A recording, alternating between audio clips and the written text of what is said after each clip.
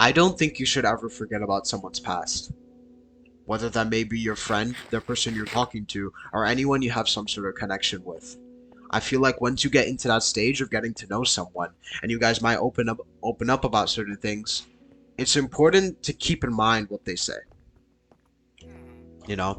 And the person's past, or even your own, could be good or bad. But the most important thing when growing up is surrounding yourself with people who redefine their character and emit the qualities that you want. Um, a common misconception with a lot of people nowadays is that they let someone else's past define their current self.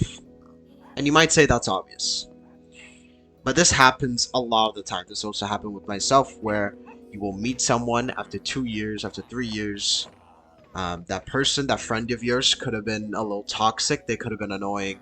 Um, you never really liked them, but you were friends with them.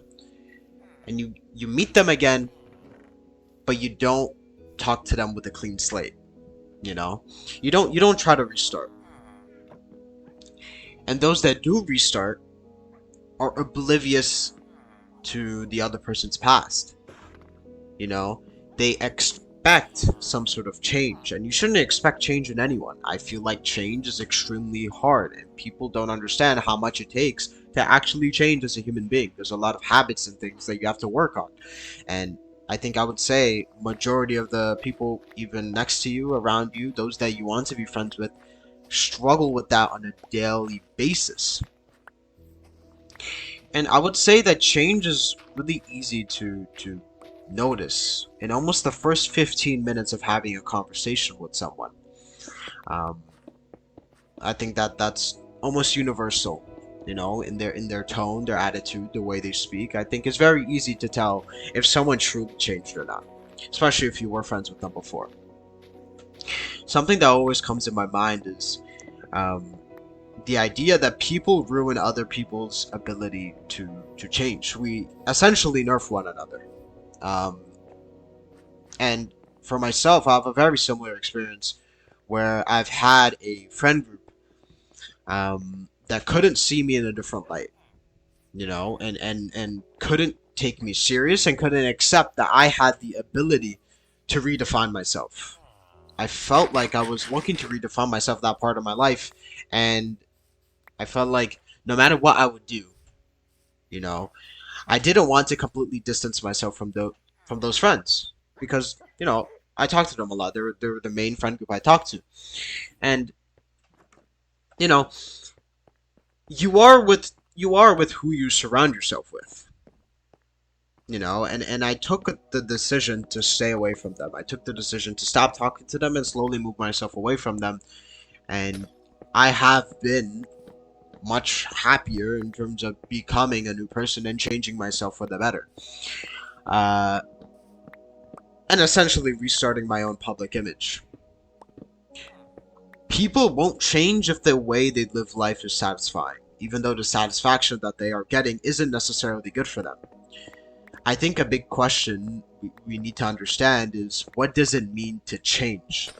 And how do you change? I felt like before I was too childish. There was a personality issue that I was acting like too much of a kid at majority of the conversations I would have. I couldn't keep myself up to a higher level.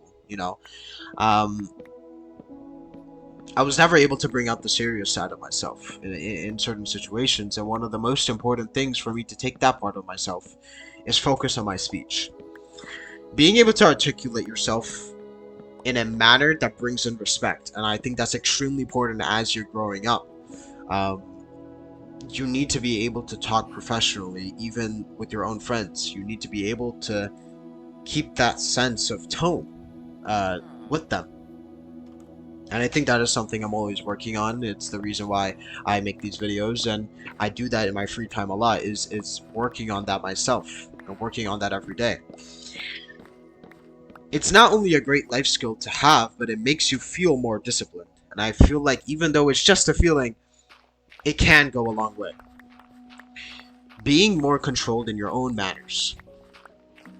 You know, if you ever had a phase in your life that you consider now to be bad, um, you know, and you meet someone after a long time, and that person sees the new you, I would say it is your job to say sorry. I've done that myself. I feel like if you change and you realize your mistakes and your actions, being able to bring that up with that same person after a certain period of time is one of the greatest examples of demonstrating change to that person, that demonstrating that you became better and you actually progressed in your intellectual mind. You know, I am proud to say that I've done that with friends that I was even really close with, and I wanted to express my concern about certain things, with the habits I may have, or certain behaviors and stuff.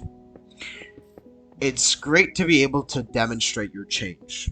You know, you should strive for that and demonstrate that you can start again with that person. But yeah, that's all I really got. See you guys later.